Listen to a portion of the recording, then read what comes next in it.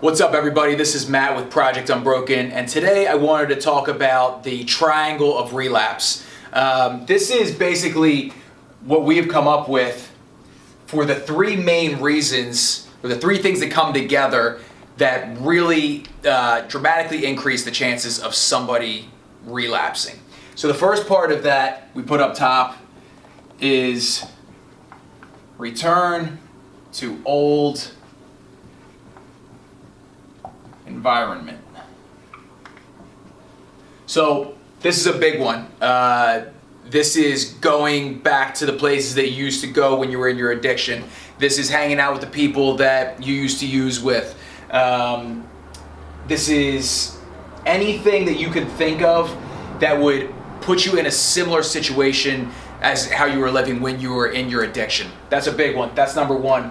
The second one we have here is a false sense of recovery. So this was a big one for me when I first kind of started getting into my recovery.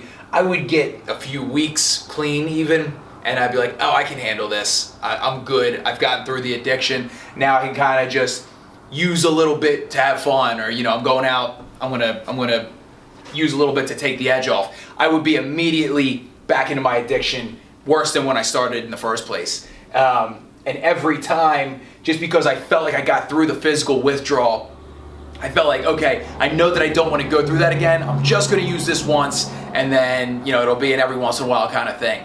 This was before I understood the fact that I needed to make heroin or opiates. I had to have that not an option in my life anymore. So a false sense of recovery where you just get a few weeks or even a few months away from your day-to-day use and thinking that you have everything under control. Usually 100% not the case whatsoever. The third one that we think is really important, and this one covers a lot of space, is no blueprint for recovery.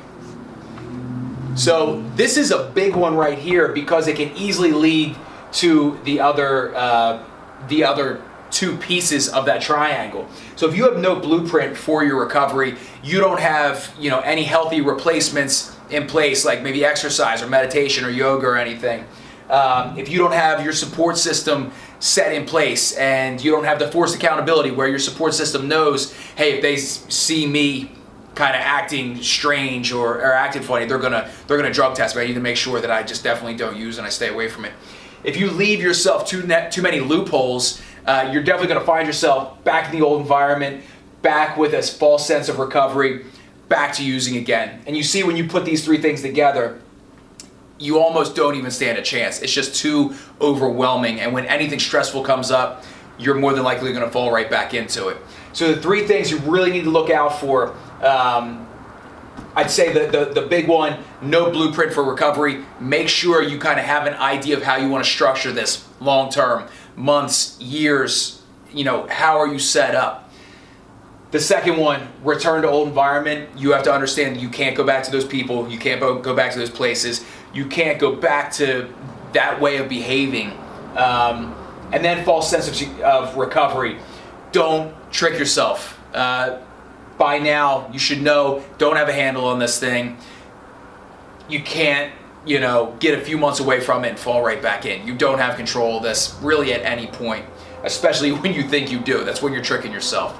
So guys, triangle of relapse, watch out for all these things. Watch out for one of them. They usually come together, but this is where we really find ourselves getting in trouble, falling back into our old ways. Thanks for watching, guys. We look forward to talking to you soon. If you have anything that you want us to go over as far as addiction, recovery, relapse, any of that stuff, leave us a comment or hit us up on our website at projectunbroken.com. Take care, guys.